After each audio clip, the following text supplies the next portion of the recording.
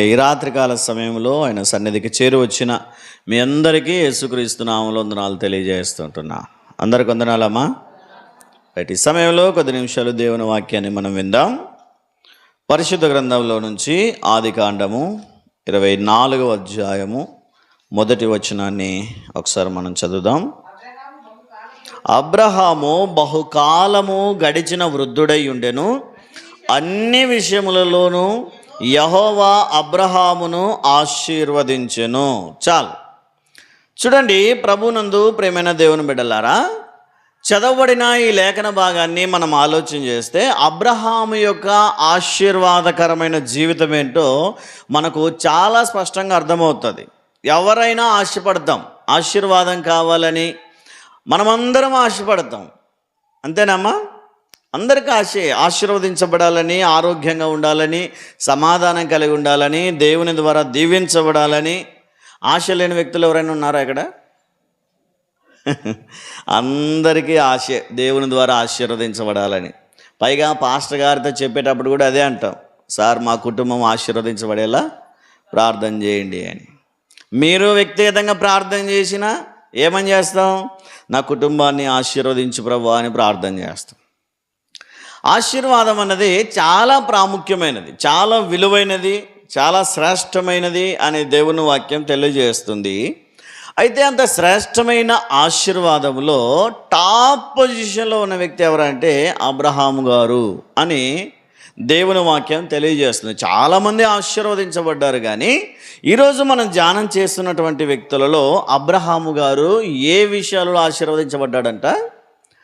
అన్ని విషయాల్లో. అదేనా? అన్ని విషయములలోనూ యెహోవా అబ్రహామును ఆశీర్వదించెను. చూడండి, అబ్రహాముకున్నటువంటి గొప్ప ఆధిక్యత ఏంటంటే అన్ని విషయాల్లో ఆశీర్వదించబడ్డాడు. ఆరోగ్యం విషయంలో ఆశీర్వదించబడ్డాడు, సమాధానం విషయంలో ఆశీర్వదించబడ్డాడు, కుటుంబ విషయంలో ఆశీర్వదించబడ్డాడు, సమాధానం విషయంలోనూ, నెమ్మది విషయంలోనూ, శత్రువుల విషయంలోనూ, పొలం విషయంలోనూ, స్థలం విషయంలోనూ, అన్ని విషయాలలో ఏం పొందాడంటే అబ్రహాం గారు? ఆశీర్వదించబడ్డాడు. ఎంత శ్రేష్టమైన వ్యక్తో కదా ఆశీర్వదించబడ్డారని. ఈరోజు మనం ఎంతమంది చెప్పుకోగలుగుతాం, నేను ఆశీర్వదించబడ్డానండి, దేవుడు నన్ను ఆశీర్వదించాడని మనలో ఎంతమంది ధైర్యంగా చెప్పుకోగలుగుతాం? దేవుడు నన్ను ఆశీర్వదించాడు, ఇదిగో అన్ని విషయాలలో దేవుడు నాకు సమృద్ధినిచ్చాడని ఎంతమంది మనం దేవుని మీద ఆధారపడి చెప్పగలుగుతామో ఈరోజు మనల్ని మనమే పరీక్షించుకునే ప్రయత్నం చేద్దాం. అందుకనే యోహాను భక్తుడు కూడా తన 3వ పత్రికలో మాట్లాడుతూ 2వ వచనంలో మాట అంటాడు. చూడండి, యోహాను వ్రాసినటువంటి 3వ పత్రిక 2వ వచనాన్ని ఒకసారి మనం చదవగలిగితే, ప్రియుడా, నీ ఆత్మ వర్ధిల్లుచున్న ప్రకారము నీవు అన్ని విషయములలోనూ వర్ధిల్లుచు సౌఖ్యముగా ఉండవలెనని ప్రార్థించుచున్నాను. చాలు, ఇక్కడ చూస్తాను. చూడండి, యోహాను భక్తుడు మాట్లాడుతూ తెలియజేస్తున్న విషయం ఏంటంటే నీవు అన్ని విషయాల్లో వర్ధిల్లాలి.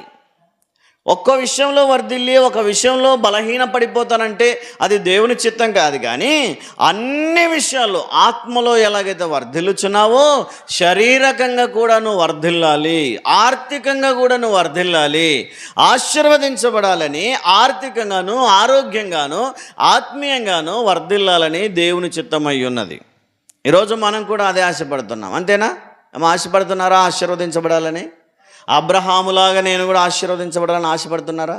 అయితే దేవుని వాక్యం తెలియజేస్తుంది, అబ్రహాము వాగ్దానమునకు, అబ్రహాము ఆశీర్వాదానికి మనం కూడా వారసులమేనంట. హల్లెలూయా, హల్లెలూయా.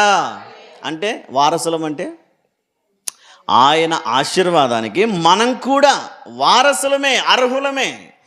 అబ్రహాముకు వచ్చినటువంటి ఆశీర్వాదము మనకు కూడా వర్తిస్తుంది. ఒక తండ్రికి 10 ఎకరాల పొలం ఉందనుకోండి, ఆటోమేటిక్గా ఎవరికి వచ్చేస్తుంది అదంతా? పక్కనోళ్ళకా? కొడుక్కి. ఎందుకు? వారసుడు కాబట్టి. వద్దన్నా ఎవరికి వచ్చేస్తుంది? కుమారునికి వచ్చేస్తుంది. ఒక 10 లక్షల అప్పు ఉందనుకోండి, ఎవరికి వచ్చేస్తుంది? ఆస్తి అయితే కొడుక్కి, అప్పులైతే తండ్రికా? అప్పులు కూడా కొడుక్కే, తప్పదు. అప్పులు కట్టాల్సిందే, ఆస్తి తీసుకోవాల్సిందే. అన్నింటికీ అది మంచిదైనా చెడ్డదైనా ఎవరు వారసులు అంటే ఆయన కుమారులు వారసులు. ఇప్పుడు అబ్రహాము ఆశీర్వాదానికి ఎవరు వారసులంట? విశ్వాస సంబంధులైన మనమందరము ఆ ఆశీర్వాదానికి వారసులమేనని గలతీ పత్రికలో పౌలు గారు అంటారు. చూడండి ఒకసారి గలతీలకు రాసిన పత్రిక 3వ అధ్యాయము 8-9 వచనాలు ఒకసారి చదువుదాం.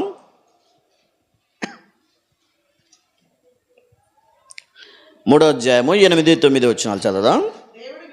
దేవుడు విశ్వాసమూలముగా అన్యజనులను నీతిమంతులుగా తీర్చునని లేఖనము ముందుగా చూచి, నీ యందు అన్యజనులందరూ ఆశీర్వదించబడుదురు అని అబ్రహామునకు సువార్తను ముందుగా ప్రకటించెను.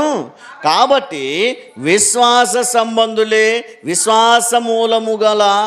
విశ్వాసము గల అబ్రహాముతో కూడా ఆశీర్వదింపబడుదురు. విశ్వాస సంబంధివైతే అబ్రహాములాగా ఆశీర్వదించబడతామంట. మనలో విశ్వాసం ఉంటే, మనలో యథార్థత ఉంటే, మనలో పరిశుద్ధత ఉంటే, మనలో నీతి ఉంటే ఎవరిలాగా ఆశీర్వదించబడతామంట? అబ్రహాము వలె ఆశీర్వదించబడతా. అబ్రహాము ఏ విధంగా అయితే ఆశీర్వదించబడ్డాడో, అబ్రహాము ఆస్తి ఎంతో తెలుసా? కలిసి నివసించలేనంత ఆస్తుందంట. పక్కన తన సహోదరుడు లోతు ఇద్దరు కలిసి అన్నదమ్ములుగా తండ్రి కొడుకులుగా కలిసి ఉందామంటే వాళ్ళ ఆస్తి వారు కలిసి నివసించలేనంత ఆస్తుందంట. ఎంత ఆస్తి ఉంటుందో ఆలోచన చేయండి. మనకు 10 ఎకరాలు ఉంటేనే మనం అన్నదమ్ములకు కుదురుగుండలేం, అంతేనా? మరి వారిద్దరూ కలిసి నివసించలేనంత ఆస్తుందంటే ఎంత గొప్పగా దేవుడు వారిని ఆశీర్వదించాడో ఒకసారి ఆలోచన చేయండి. ఆదికాండంలో మనం ఆ మాటను చూడగలుగుతాం. చూడండి ఒకసారి ఆదికాండము 13వ అధ్యాయము 6వ వచనం చదవండి. వారు కలిసి నివసించుటకు ఆ ప్రదేశము చాలకపోయెను, ఎందుకనగా వారి ఆస్తి వారు కలిసి నివసించలేనంత విస్తారమై ఉండెను. కలిసి నివసించడానికి సరిపోదు, ఆ ప్రదేశమే సరిపోలేదంట, ఆ స్థలమే సరిపోలేదంటే ఆలోచన చేయండి ఎంత ఆస్తిపరుడు అబ్రహాం గారు. అబ్రహాం గారికి సొదొమ గొమొర్రా పట్టణంలో ఉన్నటువంటి రాజు వచ్చి ఒకసారి ఇదిగో నా ఆస్తి అంతా నీకే ఇస్తానా అంటాడు. కోల్పోయాడు, ఆస్తిని కోల్పోయాడు. ఆ కోల్పోయిన ఆస్తిని అబ్రహాము లోతు కొరకు యుద్ధం చేసి మరలా తీసుకొస్తే అబ్రహాముతో ఆ రాజులు ఏమంటారంటే, ఇదిగో మనుషులను మాత్రమే నాకు ఇచ్చి ఆస్తి అంతా నీవే తీసుకో అంటే అబ్రహాం అంటాడు, ఒక్క నూలు పోగు కూడా నాకు వద్దు అంటాడు.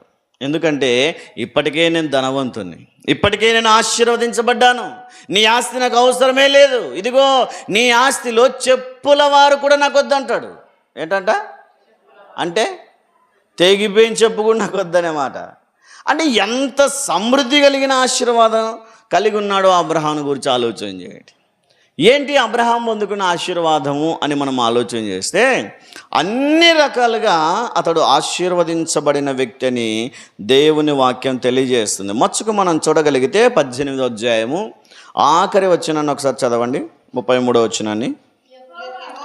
యెహోవా అబ్రహాముతో మాటలాడుట చాలించి వెళ్ళిపోయాను, అబ్రహాము తన ఇంటికి తిరిగి వెళ్ళెను. చాలు. ఇక్కడ అబ్రహాము యొక్క ఆశీర్వాదం మనకు బహుశా అక్షరార్థకంగా కనిపించకపోవచ్చు, కానీ ఆత్మీయంగా ఆలోచన చేస్తే మనకు అర్థమవుతుంది ఏంటంటే అబ్రహాము ఆత్మీయముగా ఆశీర్వదించబడినవాడు. ఎంతగా అంటే దేవునితో మాట్లాడేంతగా ఆశీర్వదించబడ్డాడంట. ఈరోజు మనం ఎవరైనా దేవునితో మాట్లాడుతున్నామా? ఏమో దేవుడు మాట్లాడుతున్నాడా? కొంతమంది అంటారు, ఇదిగో దేవుడు నాతో మాట్లాడాడు, దేవుడు నాకు దర్శనం ఇచ్చాడు, వాక్యం ద్వారా మాట్లాడాడు. సరే, మనకు అనిపిస్తుందా నాతో ఎందుకు మాట్లాడట్లేదు దేవుడు? నేనేం చేశాను? నేను భక్తి చేస్తున్నాను, నేను ప్రార్థన చేస్తున్నాను, నేను పాటలు పాడుతున్నాను, దేవుడు నాతో ఎందుకు మాట్లాడట్లేదని ఎప్పుడైనా అనుకున్నామా? దేవుడు మాట్లాడడం కూడా ఒక ఆశీర్వాదమే. అందుకే అక్కడ మాట్లాడి టైం అయిపోయిన తర్వాత మనం ఆ మాట చూడండి, అబ్రహాము మాటలాడుట చాలించి ఏం చేశాడంట? మాటలు చాలించి వెళ్ళిపోయాడంట. ఏం చెప్పింటారు వెళ్ళిపోయేటప్పుడు? ఏం చెప్పింటాడు దేవునికి వెళ్ళిపోయేటప్పుడు? సర్లే ప్రభువా టైం అవుతుంది, ఇంటికి వెళ్తే నా భార్య అడుగుతుంది. అదేనా? భార్యలకు ఒక మంచి లక్షణం అదే. భర్త ఎక్కడి నుంచైనా ఇంటికి రాగానే అడిగే ప్రశ్న ఏంటి? యాటివి ఏంటివి, అంతేనా? ప్రతి భార్య భర్తను అడిగే ప్రశ్న ఎక్కడివి ఏంటివి అంటే అనుమానంతో కాకపోయినా కనీసం ఇన్ఫర్మేషన్ కోసమైనా ఎక్కడికి పోయినారండి, ఈరోజు ఏ పనికి వెళ్ళారు, ఏం చేసి వచ్చారు, క్యాజువల్గా అడిగే ప్రశ్న, సాధారణంగా అడిగే ప్రశ్న. ఒకవేళ శారా కూడా అడిగిందేమో, అయ్యా ఎక్కడికి వెళ్ళారు, ఇందాక పొద్దునుంచి కనిపించలేదే, మధ్యాహ్నం అనంగా ఇదిగో 3 వ్యక్తులు వచ్చారని కనిపించారని మాట్లాడాము, మరి నీవు సాగనంపడానికి వెళ్ళావు, ఏమైంది ఇంత లేటు, ఎక్కడికి వెళ్ళావు అంటే ఏం చెప్తాడు ఆయన? ఇప్పటిదాకా నేను దేవునితో మాట్లాడాను. ఎంత ఆశీర్వాదమో చూడండి. దేవునితో మాట్లాడొచ్చాను. నేనే తాగుబోతులతో మాట్లాడడానికి వెళ్ళలేదు, తిరుగుబోతులతో మాట్లాడడానికి కాదు, కాలక్షేపం చేయడానికి కాదు, వ్యర్థమైన మాటలకు కాదు, చుట్టా బీడి సిగరెట్లకు కాదు.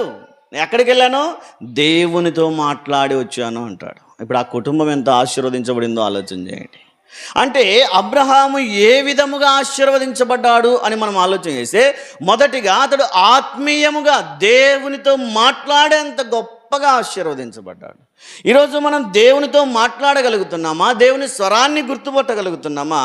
ఒకసారి ఆలోచన చేయాలని ప్రేమతో మనవి చేస్తుంటున్నాను. మాట్లాడాలంటే కూడా ఒక ఆత్మీయమైన అనుభవంలోకి రావాలా. ఎవరితో పడితే వాళ్ళతో మాట్లాడు దేవుడు. రాజైనప్పటికీ సౌలుతో నేను మాట్లాడినని దేవుడు మాట్లాడలేదు. అందుకే చనిపోయిన సమూయేలును పిలిపించి మరలా మాట్లాడించాల్సి వచ్చింది, అడగాల్సి వచ్చింది.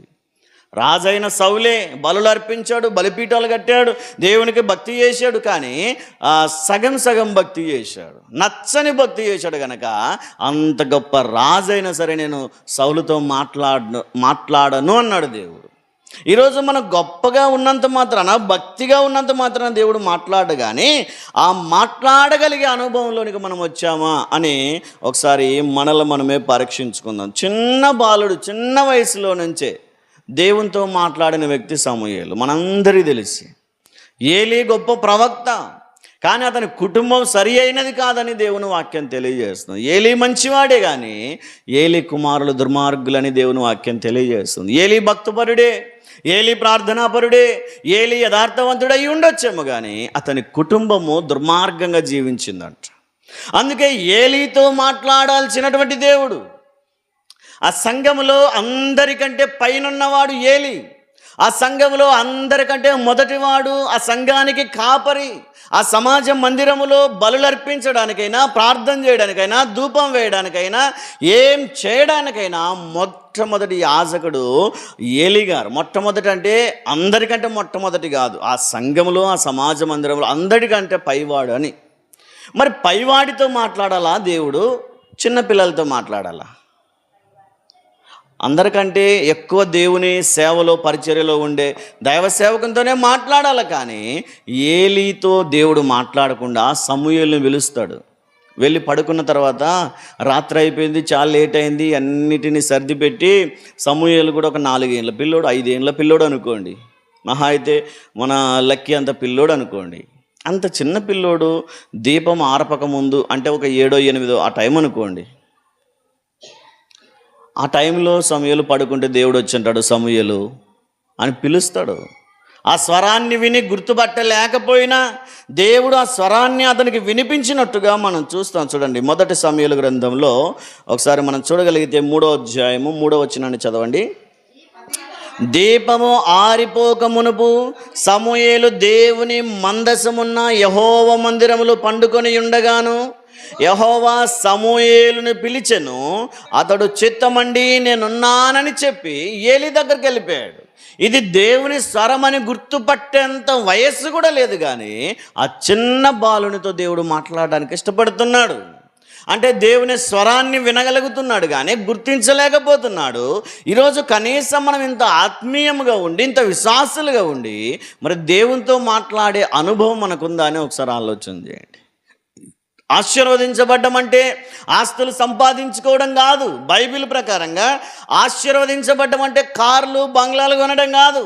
స్థలాలు, పొలాలు కొని మన బిడ్డలు బాగా ఉద్యోగాలు చేస్తూ ఉంటే ఆశీర్వదించబడిన కుటుంబం అని లోకానుసారంగా శరీర సంబంధులుగా అనుకుంటారేమో, కానీ ఆత్మీయముగా ఆశీర్వాదం అంటే దేవునితో మాట్లాడే అనుభవం కలిగి ఉండడం. ఈరోజు మనం దేవునితో మాట్లాడగలుగుతున్నామా? ఈ విషయాన్ని ఒకసారి మనల్ని మనమే పరీక్షించుకుందాం. అందుకే దేవుని ద్వారా ఆశీర్వదించబడినటువంటి అబ్రహాము ఏ విధముగా ఆశీర్వదించబడ్డాడు, ఏ విషయంలో ఆశీర్వదించబడ్డాడు అని మనం ఆలోచన చేస్తే, మొదటిగా అతడు ఆత్మీయముగా దేవునితో మాట్లాడే స్థాయికి అతడు ఆశీర్వదించబడ్డాడని దేవుని వాక్యం తెలియజేస్తుంది. అబ్రహాముతో మాట్లాడిన దేవుడే ఈరోజు మనతో కూడా మాట్లాడతాడు. వాక్యం చదువుతూ ఉన్నప్పుడు దేవుడే స్వయంగా మనతో మాట్లాడినట్టు అనిపిస్తుంది. కొన్నిసార్లు మనం చదవలేక వెనకబడిపోతున్నాం, కానీ దేవుని వాక్యం చదివితే ఓదార్పు కలుగుతుంది, దేవుని వాక్యం చదివితే ఆదరణ కలుగుతుంది, దేవుని వాక్యం చదివితే గొప్ప నిరీక్షణ కలుగుతుందని దేవుని వాక్యం తెలియజేస్తుంది.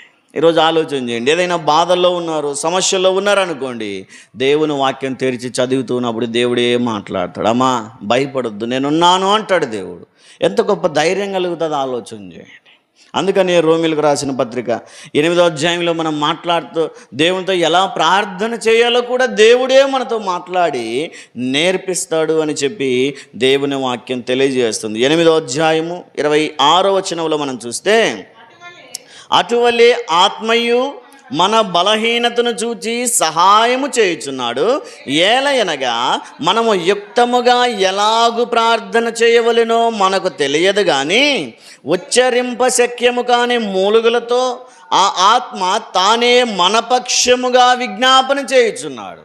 మనం ఎలా ప్రార్థన చేయాలో తెలీదు, దేవునితో ఎలా మాట్లాడాలో తెలీదు, దేవుని స్వరం ఎలా ఉంటుందో గుర్తుపట్టలేం.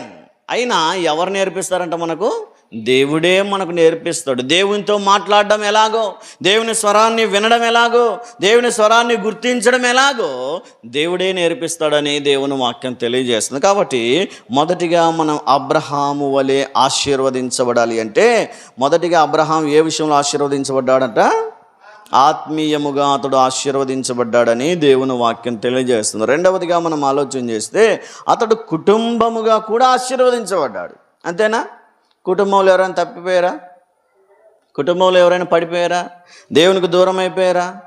మనం 24వ అధ్యాయంలో చూస్తే ఎలియాజరు లాబానుతో మాట్లాడుతూ ఒక మాట అంటాడు, నా యజమానుడు బహు గొప్పగా దేవుని ద్వారా ఆశీర్వదించబడ్డాడని. చూడండి 24వ అధ్యాయము 34వ వాక్యాన్ని ఒకసారి చదువుదాం.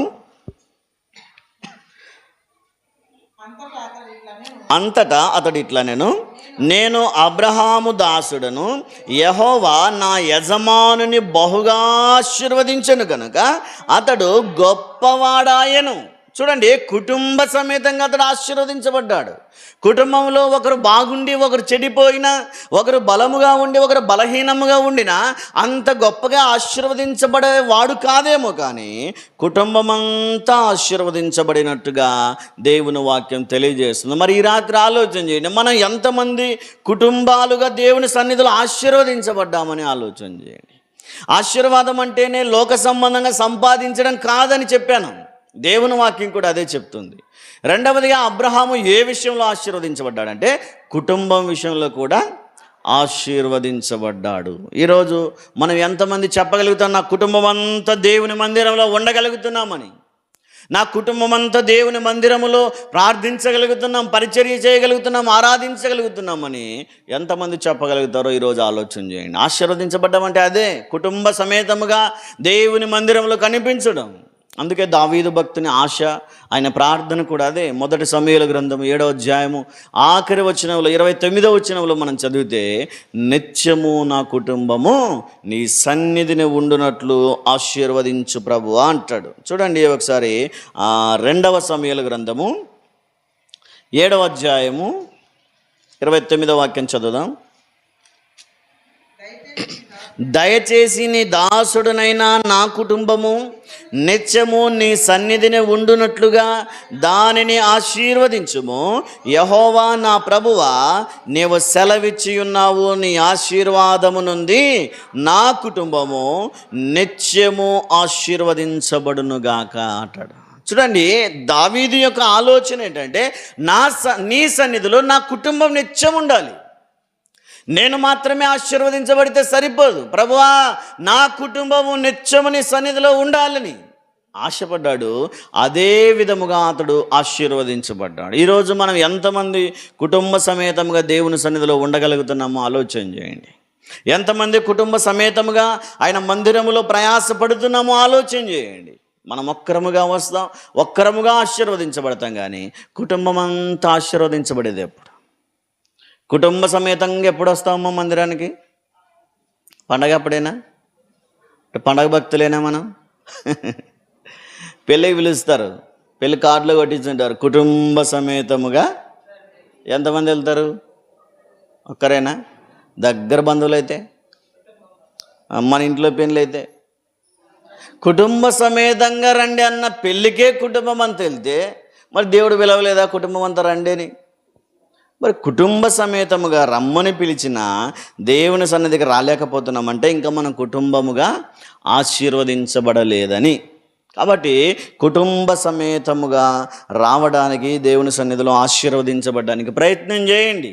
అందుకే అబ్రహాము కుటుంబ సమేతముగా ఆశీర్వదించబడ్డాడని దేవుని వాక్యం తెలియజేస్తుంది. మూడవదిగా మనం ఆలోచన చేస్తే అబ్రహాము ఏ విషయంలో ఆశీర్వదించబడ్డాడు అని మనం ఆలోచన చేస్తే ఆదికాండము 25వ అధ్యాయము 8వ వచనాన్ని ఒకసారి చదువుదాం, చూడండి.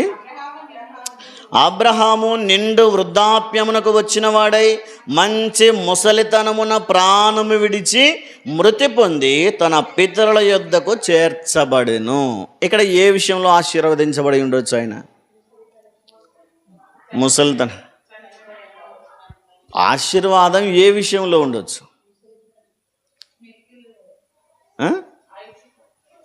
ఆయుష్ విషయంలోనూ, ఆరోగ్య విషయంలోనూ అతడు ఆశీర్వదించబడ్డాడు. వృద్ధాప్యంలోనికి వచ్చేసాడంట. అంటే అప్పటిదాకా ఏ నష్టం కలగకుండా, ఎక్కడ ప్రాణాపాయం లేకుండా అతడు ఆరోగ్య విషయంలో ఏం చేయబడ్డాడు? అనారోగ్యం వచ్చి మధ్యలో చనిపోయాడని ఉందా బైబిల్లో? అనారోగ్యంతో క్యాన్సర్ వచ్చి చనిపోయాడనో, హార్ట్ అటాక్ వచ్చి చనిపోయాడనో ఉందా బైబిల్లో? నిండు వృద్ధాప్యంలోనికి వచ్చాడంటే అది ఒక ఆశీర్వాదం. వృద్ధులకు నెరసిన వెంట్రుకలు వృద్ధులకు కిరీటం అని దేవుని వాక్యంలో ఉంది. అంటే ముసలితనం అన్నది ఆశీర్వాదం అంట. వృద్ధాప్యం అంటే కొంతమంది బరువు అనుకుంటారు, కొంతమంది భారం అనుకుంటారు. మేము పరిచర్య చేయాలా, మేము సాకిరి చేయాలని అనుకుంటాం, కానీ వృద్ధాప్యం అన్నది ఆశీర్వాదం. ఆ వయస్సు దాకా వారు వచ్చారంటే వారు దేవుని చిత్తానుసారంగా నడిపించబడ్డారని. కొంతమంది మధ్యలోనే చనిపోయే వాళ్ళు లేరా? మధ్యలోనే ఆయుష్కాలాన్ని కోల్పోయి మధ్యలోనే అర్ధాంతరంగా కళ్ళు మూసే వాళ్ళు చాలామంది ఉండవచ్చు. కానీ అబ్రహాము ఆరోగ్య విషయంలో ఆశీర్వదించబడిన వాడై ముసలితనము వరకు జీవించాడు. నిండు వృద్ధాప్యం వచ్చేంత వరకు జీవించాడని దేవుని వాక్యం తెలియజేస్తుంది. కాబట్టి ఈరోజు మనము కూడా ఆరోగ్యపరంగా కూడా ఆశీర్వదించబడాలి. ఎన్ని కోట్ల ఆస్తున్నా ఆరోగ్యం లేకపోతే ఏమైనా ఉపయోగం ఉంటుందా? ఆలోచన చేయండి. కొంతమందికి బాగా సంపాదిస్తారు కానీ అనుభవించే అవకాశం ఉండదు. నువ్వు రాగి ముద్ద తప్ప ఇంకోటి తినడానికి వీలు లేదా అంటాడు డాక్టర్. ఏం చేయాలి? అప్పుడు బంగారు బిస్కెట్లు ఉంటాయి ఇంట్లో. జొన్న రొట్టె తప్ప నువ్వు అన్నం తిన్నావంటే చస్తావంటాడు. ఇంకేం చేయాలా? బిస్కెట్లు తినడా? బంగారు బిస్కెట్లు. మరి ఇంకెందుకు అవి బీరులో పెట్టుకోవడానికా? అంటే ఆలోచన చేయండి. ఆర్థికంగా కంటే కూడా ఆరోగ్యపరంగా చాలా విలువైన ఆశీర్వాదం. అందుకనే మనం కూడా దేవుని సన్నిధిలో ప్రార్థించేటప్పుడు, ఆశీర్వాదం కొరకు ప్రార్థించేటప్పుడు ఆస్తి లేకపోయినా పర్వాలేదు ప్రభువా ఆరోగ్యం ఇవ్వండి అని ప్రార్థన చేయాలి. అన్నిటికంటే లోకానుసారంగా కూడా అంటారు కదా, ఆరోగ్యమే మహాభాగ్యం, హెల్త్ ఈజ్ వెల్త్ అంటారు. ఆరోగ్యమే ఆస్తి అంటారు. కానీ ఇప్పుడు వెల్త్ ఈజ్ హెల్త్ అంటారు. అంటే డబ్బు ఉంటేనే ఆరోగ్యం అని ఇప్పుడు అనుకుంటున్నారు.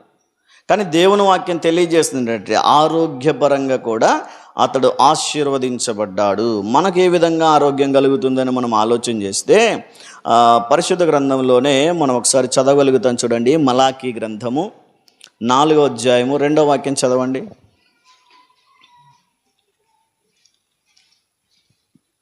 ఆఖరి చాప్టర్. నా నామమందు భయభక్తులు గలవారగు మీకు నీతి సూర్యుడు ఉదయించును, అతని రెక్కలు ఆరోగ్యము కలుగజేయును. దేవుడంట, దేవుని రెక్కల ద్వారా మనకు ఆరోగ్యం కలుగుతుంది. ఆరోగ్యం కావాలంటే మనమేదో మెడిటేషన్ చేస్తేనో ధ్యానం చేస్తేనో వచ్చేది కాదు ఆరోగ్యం. మనమేదో కంట్రోల్గా ఆహారం తింటేనో లేదా వ్యాయామం చేస్తేనో వచ్చేది కాదు ఆరోగ్యం. దేవుడు అనుగ్రహించాల. చాలామంది ఆరోగ్యంగా ఉండాలని చాలా రకాల ప్రయత్నాలు చేస్తారు. ఆరోగ్యంగా ఉండాలి, ఫిట్నెస్గా ఉండాలని, ఆరోగ్యం పొందుకోవాలని ఎక్సర్సైజ్ చేస్తూ చేస్తూ చనిపోయిన వాళ్ళు ఉన్నారు. ఎక్సర్సైజ్ చేస్తూ కూడా చనిపోయిన వాళ్ళు ఎందరో ఉన్నారు. అయితే ఆరోగ్యం అన్నది శరీర సంబంధకంగా మనం ప్రయాసపడి సంపాదించుకునేది కాదు, కానీ దేవుని వాక్యం తెలియజేస్తుంది ఏంటంటే దేవుడే అనుగ్రహించేది ఆరోగ్యం. కాబట్టి అబ్రహాము ఆరోగ్య విషయంలో కూడా ఆశీర్వదించబడ్డాడు. అందుకనే అతడు నిండు వృద్ధాప్యంలోనికి వచ్చాడని దేవుని వాక్యం తెలియజేస్తుంది. కాబట్టి అబ్రహాము ఆశీర్వదించబడినట్టుగా ఏ విషయాల్లో ఆశీర్వదించబడ్డాడంట?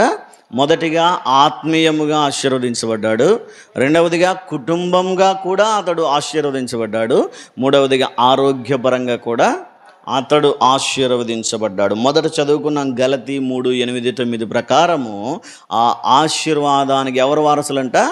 విశ్వాస సంబంధులైన మనమే.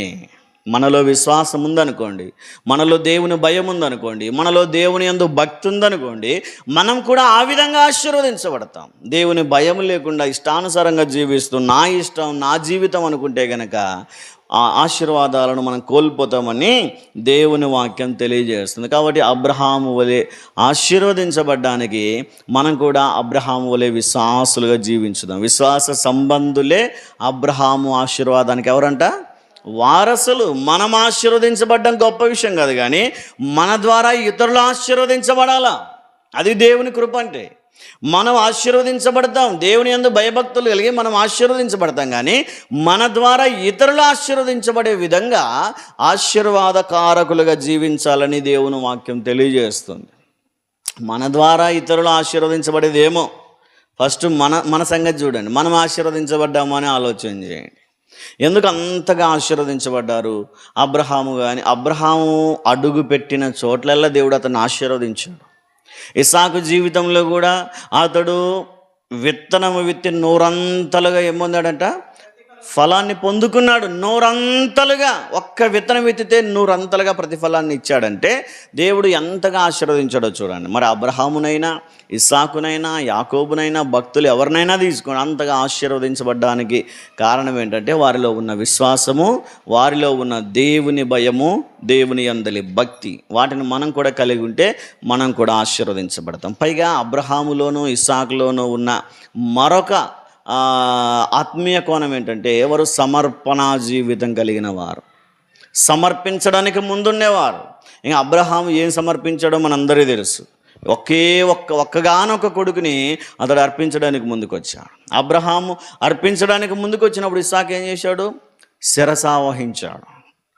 దాన్ని 100% విధేయత చూపించాడు. ఓకే నాన్న, ఓకే, నువ్వు దేవుడు అడిగాడా, సరే నన్ను చంపినా పర్వాలేదు, దేవుని మాట నిలబెట్టాడు. ఆయన తండ్రి సమర్పణ కలిగి ఉన్నాడు, ఇస్సాకు సమర్పణ కలిగి. అట్లాంటి సమర్పణ జీవితం కలిగి ఉంటే కూడా నూరంతలుగా మనం కూడా ఫలిస్తాం. దేవుడు అటువంటి కృప మనందరికీ అనుగ్రహించునుగాక.